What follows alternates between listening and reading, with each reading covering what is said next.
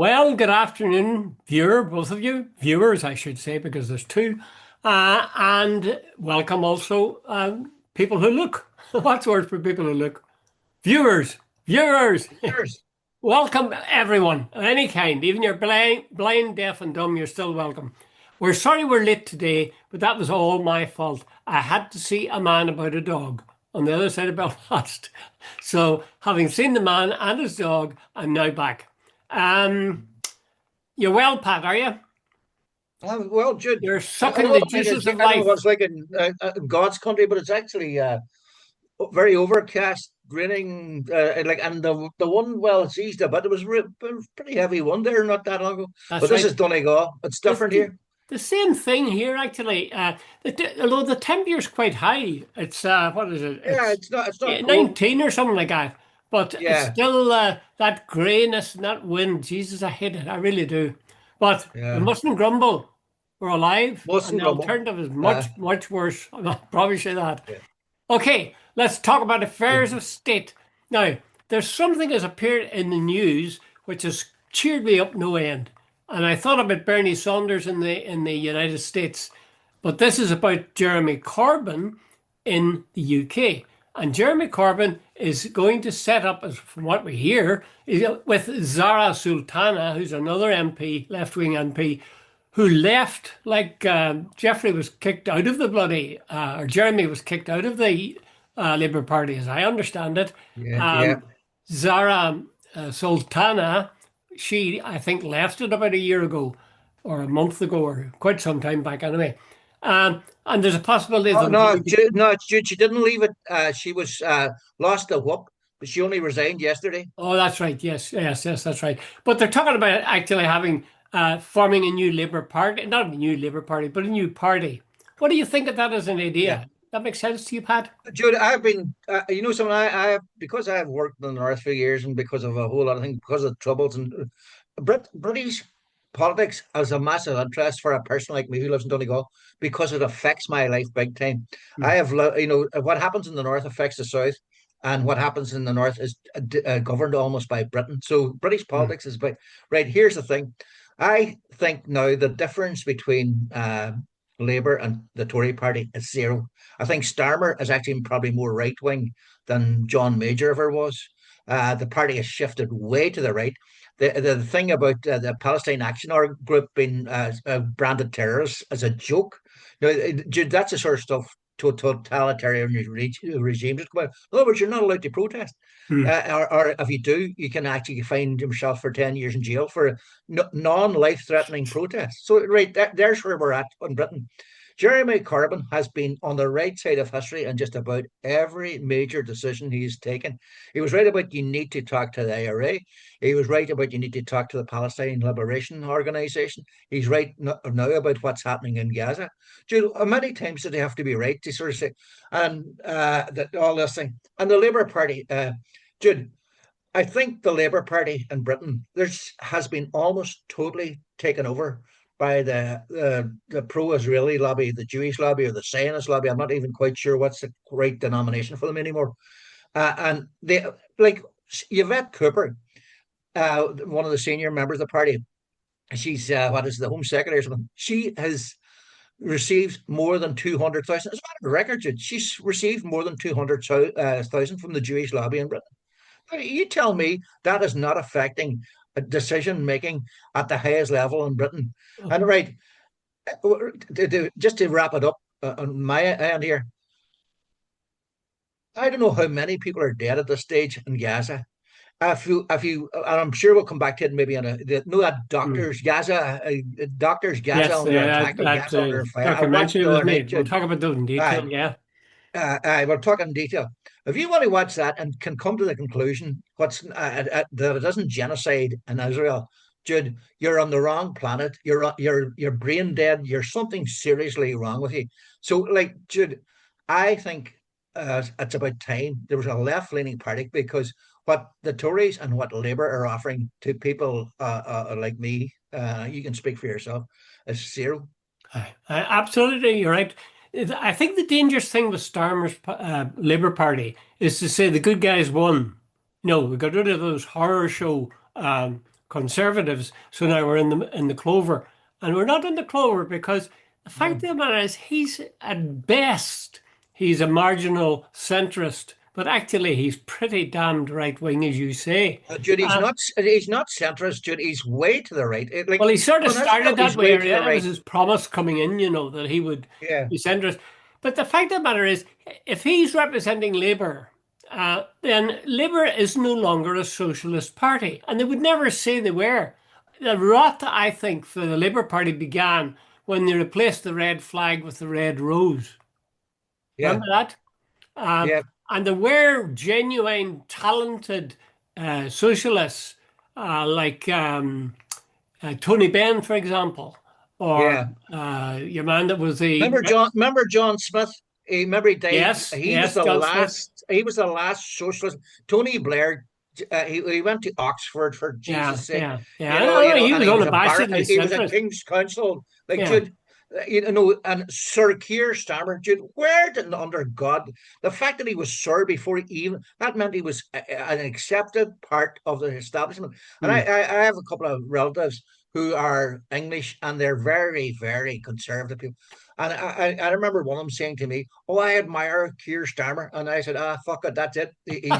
That's him gone." Because when they admired him, it's like John Major praising John Bruton for another courageous step during the Troubles when he signed something or other. I Yeah, just remember that's Britain sold us out again. So, in other words, when arch Tories are saying Keir Starmer is a superb prime minister, he is not one of us. He is of the establishment. He's of the right wing.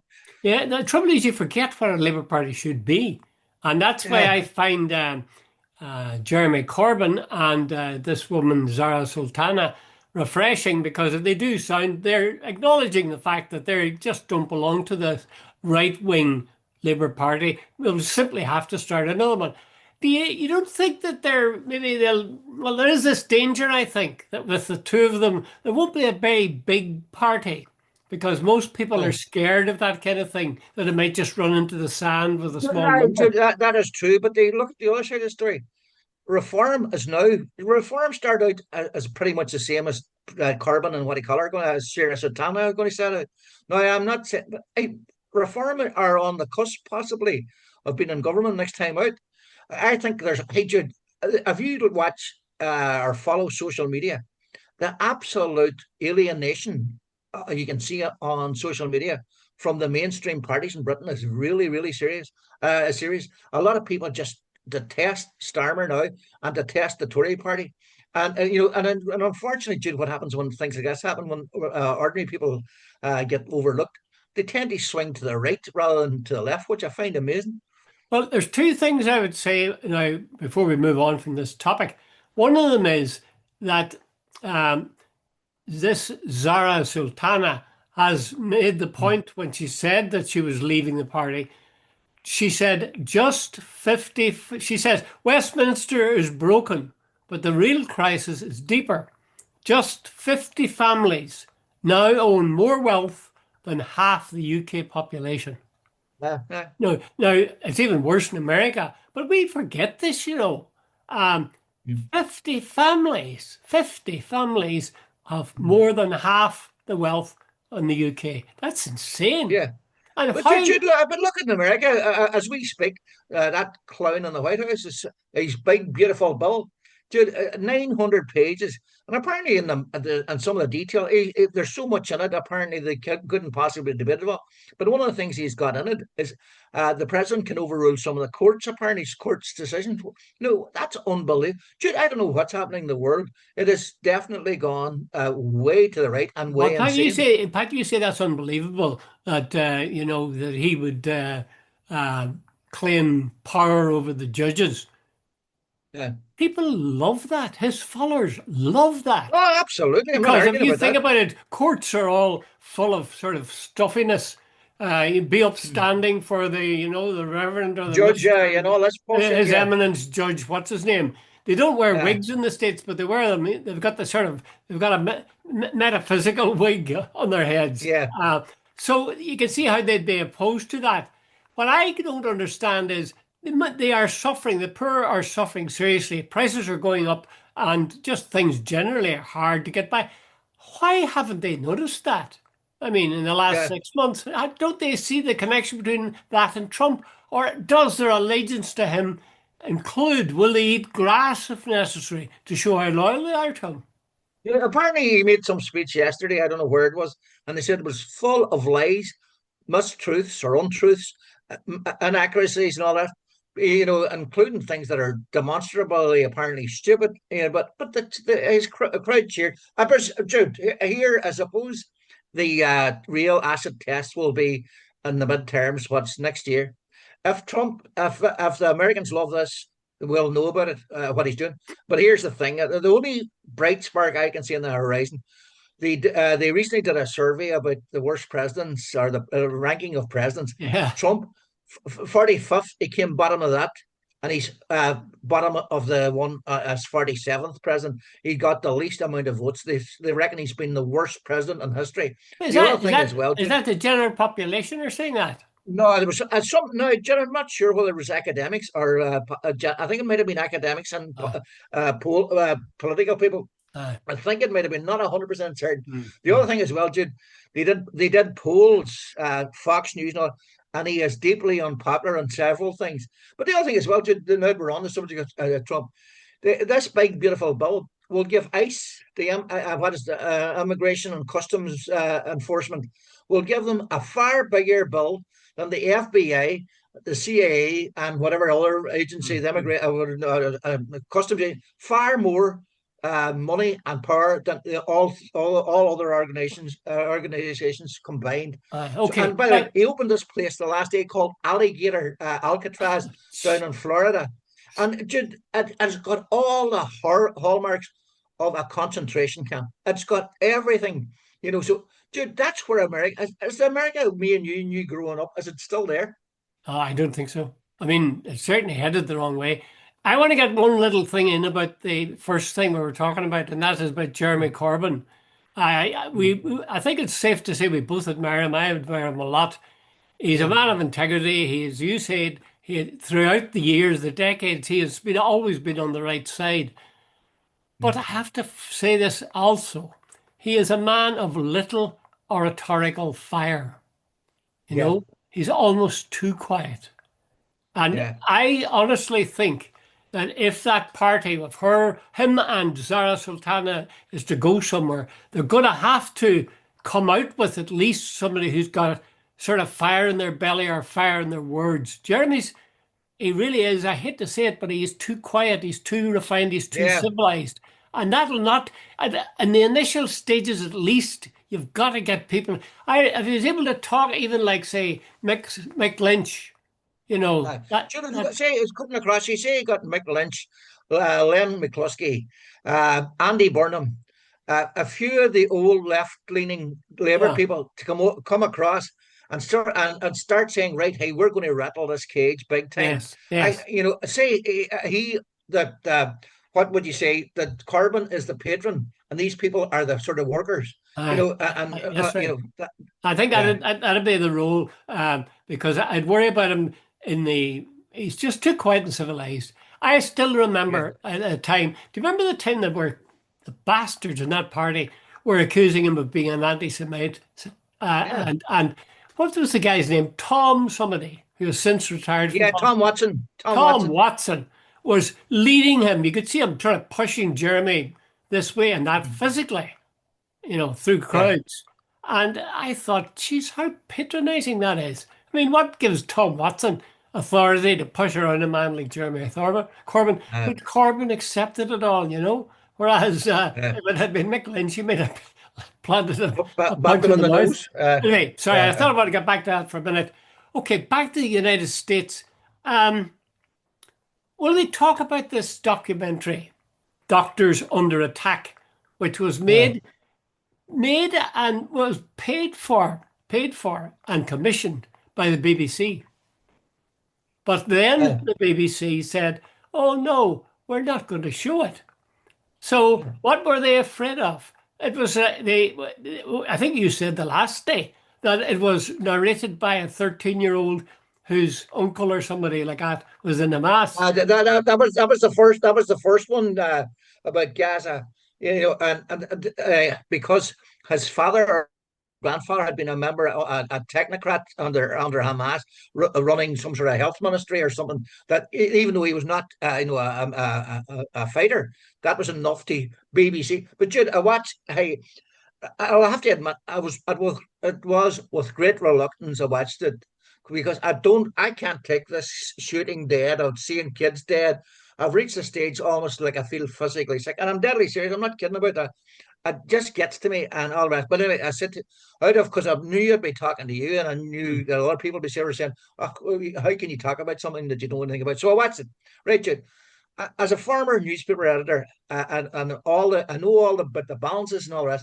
I sat and watched that program when I was finished. Jude, let me tell you 100% that there is no journalistic reason whatsoever not for showing that program.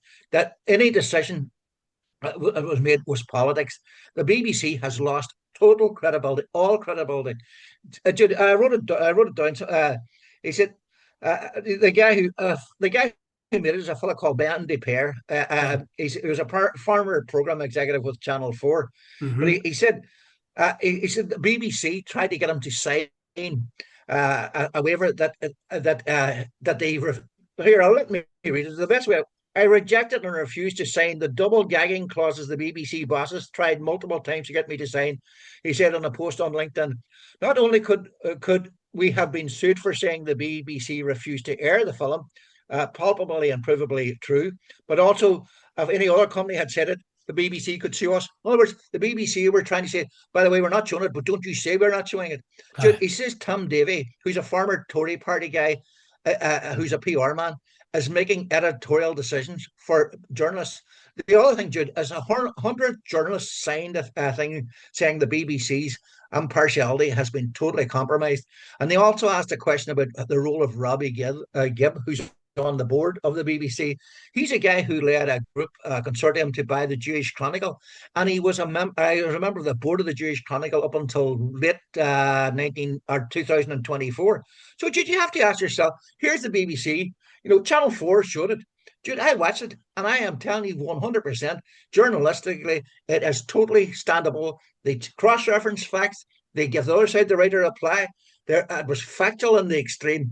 I don't see. And by the way, it was cleared by their lawyers that it was perfectly legally sound. So Hmm. why did the BBC not broadcast it? What surprises me, Pat, is not that they didn't broadcast it, but that they had commissioned it in the first place and paid for it. I mean, somebody will suffer for that in the BBC. You And it's know, probably a very good producer who aye. said, but it's now been totally overruled by the establishment figures in the BBC. By Well, the way, we Gary see Lineker came out yesterday. He said, as far he watched the program, and he said it's a disgrace that the BBC didn't. He says there's no viable reason that any reasonable person could say why that shouldn't have been shown. they said It's the BBC harrowing. claimed, Pat, the BBC claimed that they'd have to wait. They weren't going to show it or any films about or any documentaries about Gaza until the Johnson report was released. I have no idea what this Johnson report is. That was an investigation into the one about the narrated by the 14-year-old or something. Dude, that's a Oh, load for of bollocks. It's a sake. load of rubbish. That's a Because get. Louis Theroux managed to squeeze through I, yeah. with that one, and it was pretty damning because it showed what Uh, was happening. If you were Jewish, you went one way, and if you were a Palestinian, you went the other way, and you couldn't cross the uh, line. It's yeah. surprising that that slipped through. The BBC have always been that way, though, Pat. They were always Yeah. protecting their own arse. You remember right back to the days when they were making the two movies, films, documentaries about Gregory Campbell and Martin McGuinness. Martin You know, McGuinness, they the made the real the thing, real and then lives they were documentary. terrified of what effect it would have. And there were right wingers within the BBC board of directors who really they simply called the shots. Anything that Yeah. was not good for Aye.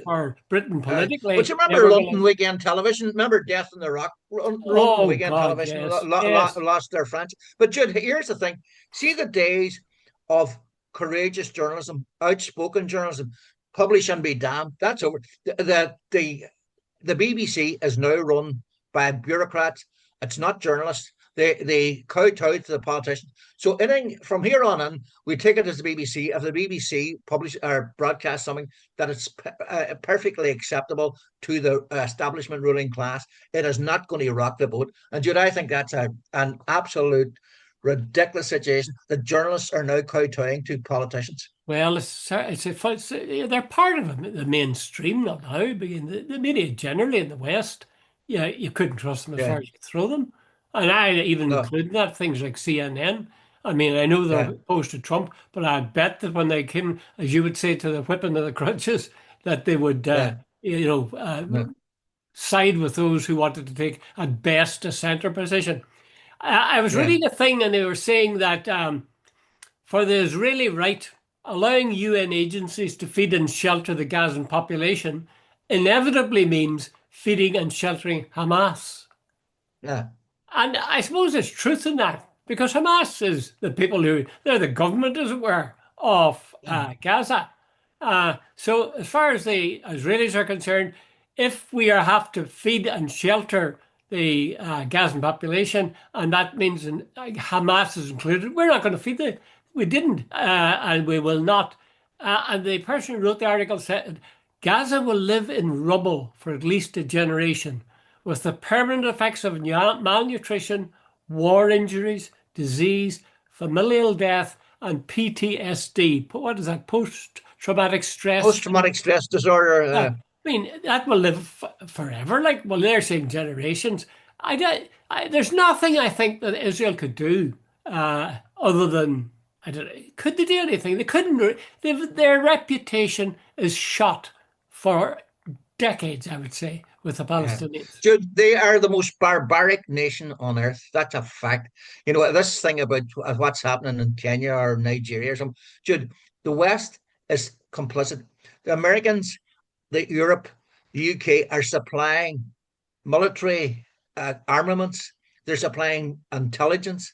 They're supplying logistics, everything to help Israelis carry out a genocide. And everyone knows it. The Albanese, the UN Special Rapporteur, she is a woman of, all the rest. There's a guy called, I think his name is Elder. He's an Australian. He was on RT the other night, and he's saying when he was in a hospital, he says he used to see children. Now he hears them. There is no pain killing medicine. He says it's horrific, Jude. And the Israelis are doing it. And by the way, Jude, what the Israelis have no right to deny anyone food. You know, this Gaza humanitarian fund set up by the Israelis and the American, Jude, it is a military operation to corral people where there's food, to get them to come. Sometimes you have to walk 10 and 12 miles to get to the food. And when they get there, Jude, they've shot 500 Palestinians at these locations. And I see a report today saying some of the people involved in the soldiers, not the Israelis. These are American sort of special forces type guys. You know, the paid professionals. They're what's the word for them? It doesn't matter. Mercenaries. They have Mercenaries. admit mercenaries. That's the word. A couple of them have said, "Yeah, we have deliberately shot bullets at them. We've stun guns. We have done other things, and it's deliberately to sort of intimidate them and etc. etc." How do you think, If you Pat? want to see the most horrific stuff, watch Israel. How do you think the people of Israel regard this? Is this Netanyahu, or do you think it's the? Because I've got an answer to this. I want to hear yours first. It's Netanyahu who's doing this, but are the Israeli people behind him? Or is that the general sentiment? What's happening in Gaza, or is it Netanyahu's orders strictly? From my understanding of it, while there is a substantial number of people in Israel not happy with Netanyahu, generally they're willing to go along with it. But the other side of the story, which apparently is the case, a lot of people in Israel are not seeing what we're seeing. That a lot of the stuff is censored on their TV. But Jude, if you want to watch Al Jazeera, and I'm sure they can, and if you get satellite in Israel, you could watch it. Al Jazeera. When this is all over, Jude, Al Jazeera, if they want to put together a couple of programs, they will have more than enough to give to the International Criminal Court and the International Court of Justice, the same way as the Nazis got done. The thing that worries me is that the figures I thought I'd got them here, but I haven't. that only 18% of the population, at least in one poll, only 18% of the population thought that the IDF should go easier than they were going in Gaza. Yeah, A large number, I'd say something like 30% or more, thought they weren't going yeah, hard enough. And then yeah, the remaining 30% or whatever thought that they were just about right. So can you believe that? You see, people say, oh, well, look, this isn't the average Jewish person. This isn't the Israeli people. This is Netanyahu. Well, yes, it's Netanyahu, but I think he has support.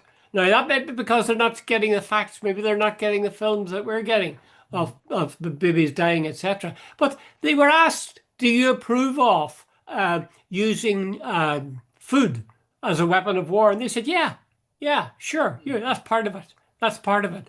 So I don't think we should run away with the idea or try to excuse Israel on the grounds that there's only this nasty Netanyahu and a few of his buddies that are making the running. Most of the people there must support him. And in fact, I've said that they believe that he's not, in some cases, gone hard enough. The other thing yeah. is this. I remember the ranting and raving went on about Bob Villan and his Yeah. death to IDF. The chief rabbi in Britain came out almost immediately and said this was appalling and he couldn't bear to It's a watch this stain kind of on thing. our country. I must say now, this is it's unfair perhaps, but I was saying, would I have been astonished if he'd come out and said, you know, I can see that guy's point? I would have been astonished. Why? Yeah, Because the people in Israel are Jewish. He's Jewish, and he may not be an Israeli, but he's on the side of Israel and the things that they do. He's upset with these minor things that are happening in Glastonbury, but he's not yeah. jumping in and saying how disgusting this is, this slaughter that's going on. The truth is, I think it's very much the exception among Jews who don't live in Israel and aren't Israelis. I think it's very much the exception that goes along with the idea that the Israeli population or the IDF is being brutal and savage. Jude, no, there's a sort of a thing that Glastonbury, in a way, could represent a sort of a sort of cultural shift. Do Yeah. you see Bob Vivian or Villain? What do you call him? Kneecap. In fairness, Bono's son Elijah Houston. There were several other people mentioned, free Palestine and all the rest of it. Dude, huge numbers went to that Glastonbury with free Palestine flags. Right, and Europe and Paris, there's quite a lot. In Spain, there's massive protests right across. And Jude, I think there's a grassroots saying, like, the people are much way ahead of their politicians on this issue. And maybe Jude, I just need somebody, some sort of nexus to channel it through to it comes out Uh, the other end. You'd like to think that. Certainly, if you think back to the Vietnam War, the Yeah, demonstrations, the civil unrest Jude. That's a good point. That's was it part of it, reaches sort of crescendo. but it wouldn't have been enough on its own, I don't think. But had it been No, reason beyond that, I mean, many people connect the ending of the Vietnam War with the realization that they couldn't win it. Um, yeah. so I don't know if they think they can't win this one. I think they believe they can. No, Jude, they might win the physical war, but the propaganda war is big time lost. I think Israel will take generations to recover from this. I think the politicians who supported it Mm. will be. I know, Jude. See tomorrow morning, or say a year's time, will Keir Starmer, you know, one of the things Sarah Sultana and Jeremy Corbyn and all these other people, one of the big things is not just about the welfare thing, but it's also about his attitude to Gaza. Here's a man that said it was all right to starve 2.3 million Ah, people. yeah. Okay, Pat, we've just got 10 minutes left. I was going to say 10 seconds, 10 minutes left. Let's move to another topic. It's this, your friend Paul Gosling has an Yeah, article, had an article in the Irish Times, and I thought it was very interesting because he was making, first thing he said was, Stormont isn't working and won't work. yeah, That's it. And he said he worked up yeah, there And he said, as an advisor. all I can say is that he must have been very constant in life. He said, I was astonished at the continuing sectarianism that continued. Uh, What was he expecting? He talked, actually, this is what really caught my eye. He gave facts and figures which suggested that the North's health system wasn't nearly as good as the South, because it's a commonly accepted fact up here. People think of it as a fact that the Northern yeah, NHS, bad though it is better than the South. He said 12 people per 1,000. 12 isn't people out of Aaron? every 1,000 are on waiting lists in the South And guess for guess a 18 figure in the months. north. And in the North, that's comparable with 86 per 1,000. Yeah, So the difference between 18 and 86, that's the difference in terms of having to wait for diagnosis. The North, yeah, he says, has too few graduates, with around a third of the undergraduates staying away. That's absolutely true, I think. I know yeah, that to my own yeah. cost, my own family. Family, When they yeah, yeah. go away as well, when they go over to They don't England come or back. Scotland or wherever, don't go back. Don't come back. Yeah, Some of them do, but yeah, not too many. Not too many. So, and for a whole lot of practical reasons, he really believes, and I think you'd probably agree with him, that the health system and so many other things are better in the South than they are here. But yeah. see, I still I was, can't cut. I was, I still see your cup of coffee, Pat. You where talked do you about see the it? cup of coffee it cost 5, 6 euros. Yeah, yeah. It's ridiculous, Jude. All that sort of stuff. But Jude, I was at the launch of Paul's book in Derry the other night. It was a couple of Yeah, weeks. It's a week ago. Right. The bottom line of it, and it's sort of counterintuitive, I think, but I mentioned this the last day. Paul is an Englishman.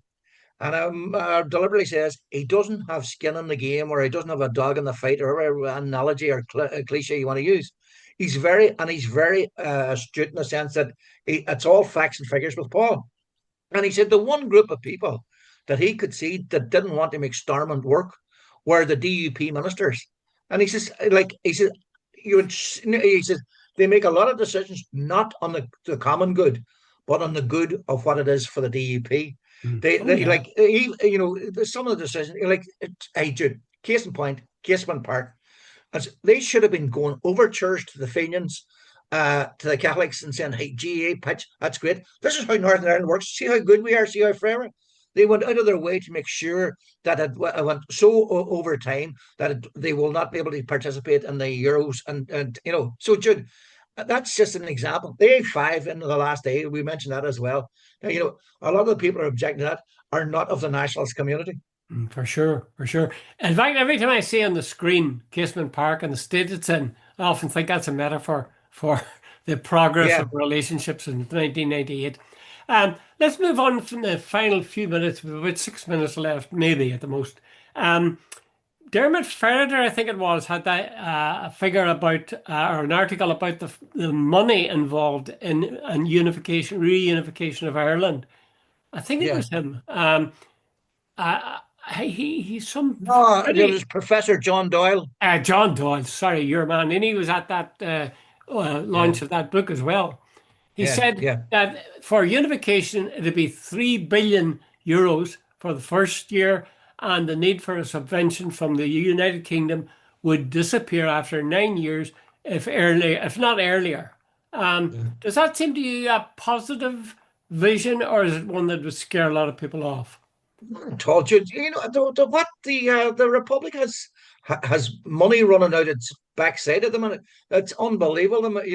Those figures are eminently doable, and in fact, Doyle said the last day that in the past it seems to be that the British government and the unionists threw out all these figures to scare the proverbial out of the Southern government about how much it would cost. They've done a cost benefit analysis about all the different things and all the different scenarios, and they've spent years doing it. So has Paul Gosling, and they've come to this figure the first year about 3 billion. Dude, that's eminently doable for the Republic on its own. But if they got help from America, which I don't know under Trump, I'm not sure, but the EU as well, and if the British government played its ball as well, you know, Jude, it's now no longer the big scary unification, the cost. By the way, the other thing as well, both Doyle and Gosling both said at the launch that it shouldn't be a big bang event, that it should be, sort of eased into. Like the East Germany and West Germany are still sort of coming together, after whatever, what, 25 years or something, or Mm. is it 35 years even? So, Jude, I mean, just one quick thing. I was driving out the other day from Derry out to Donegal. In front of me, I saw this van, and it's a Northern Register. And I said, "Oh, it says Library Service of Northern Ireland." I saw underneath it the name Donegal County Council. It's a cross-border mobile library. You know, Oh yeah, but you see, that's again, like that's a sort of a metaphor because right uh, along, whenever Brexit was coming in, right, yeah, and there was yeah, people resisting it, and they thought there was going to be a hard border. I uh, interviewed quite a few people along the border there, uh, and they said, "No yeah, way is this going to happen. Our business yeah, is entirely knit into cross border. I cross the border maybe 10, 12 times a day. You can't yeah, start telling me we're going to." In fact, I remember a guy saying, "If they had a border."